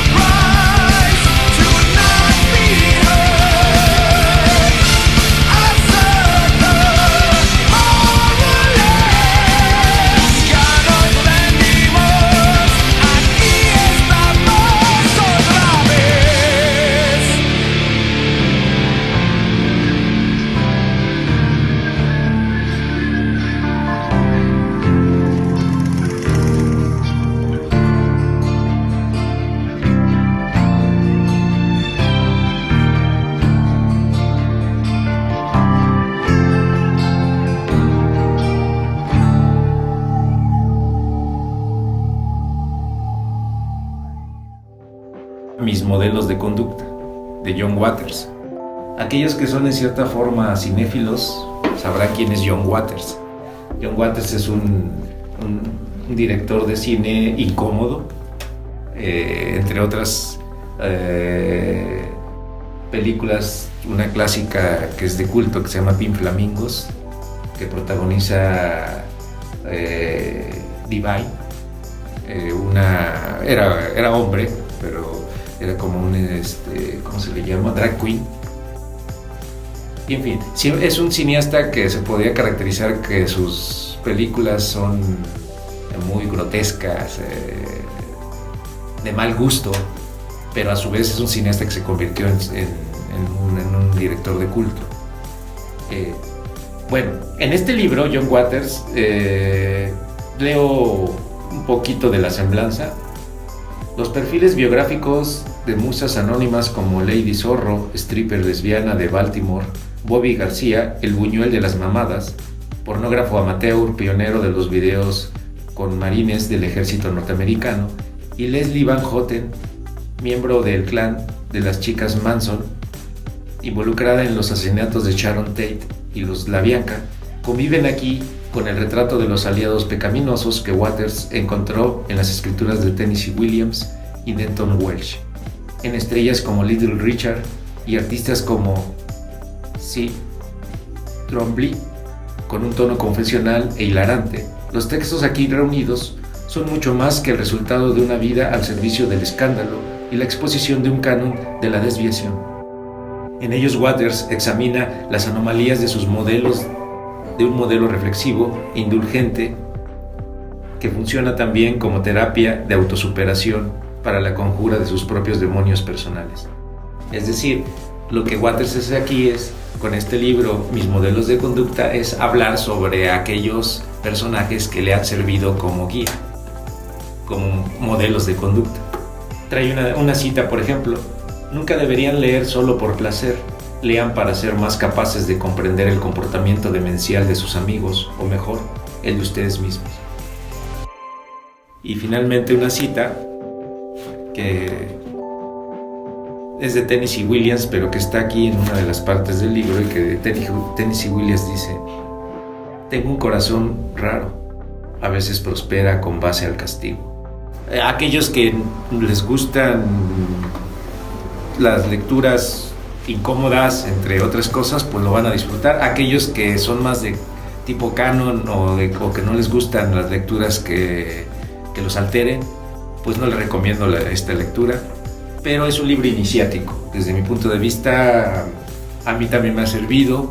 Aquellos que saben quién es John Waters lo podrán disfrutar. Aquellos que no, estoy seguro que también lo podrán disfrutar. Entonces, John Waters, Mis modelos de conducta. La vocación. Okay. ¿Por qué estudiar ingeniería si no tengo las habilidades? Porque es lo que te estoy diciendo. O sea, no estás consciente de que no las tienes.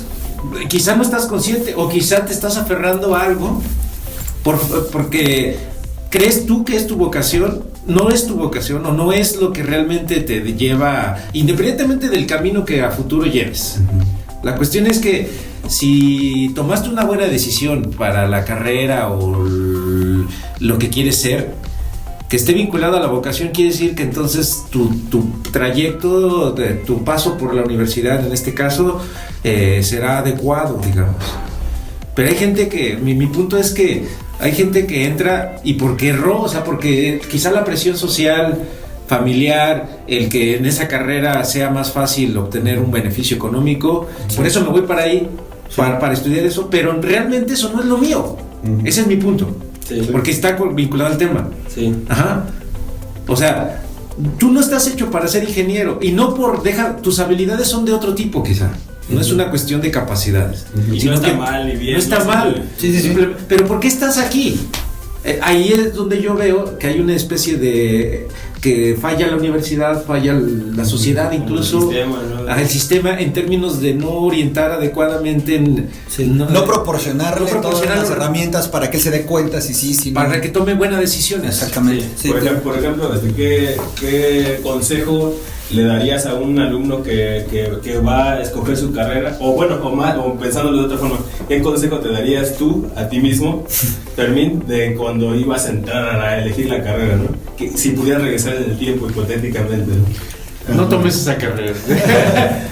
Bueno, decía un profesor, Guillermo Reguín, que muchas veces te das cuenta de lo que necesitas solo hasta que ya pasaste por ciertas etapas, ¿no?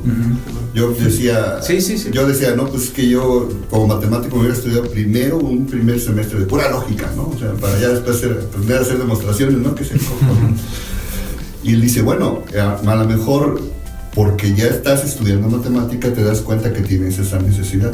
Sí. Entonces, yo no creo más bien en la vocación, yo más bien creo en intereses. O sea, ahorita te interesa desarrollarte, ves la oferta que hay. Intereses del momento, ¿no? Ajá, entonces tomas la mejor decisión. Eres dinámico, con la información que tienes, bien o mal, ¿no? Sí, claro. O sea, el consejo sería, ten mucha información o la que necesites o investiga o... Pues el consejo sería hacer cosas, ¿no? O sea, es que te avientes a hacer las cosas. Aunque no estés todavía en la carrera. No, yo lo que diría es esto, si tu primer interés te llevó, por ejemplo, a estudiar física, pues es que es un interés. O sea, puedes nutrirlo o puedes quitarlo, pero si sobre ese interés tú ves otro interés, no pasa nada. Está bien. Pues está bien y síguelo. Sí, no pasa o sea, no puedes dejar de nutrir lo anterior y seguir nutriendo nuevas cosas. Aunque yo en mi posición sería nutre lo posible todas las que tienes, ¿no? Haz un podcast, por ejemplo. Por ejemplo. Entonces, en resumen, el consejo sería, pues sigue lo que te guste en ese momento, lo que sea de en la medida de lo posible. En la medida de lo posible. No hay necesidad. Escucha tu corazón. Escucha tu yo interior. Y si después tu corazón te dice que no quieres hacer eso, quieres hacer otra cosa, pues también.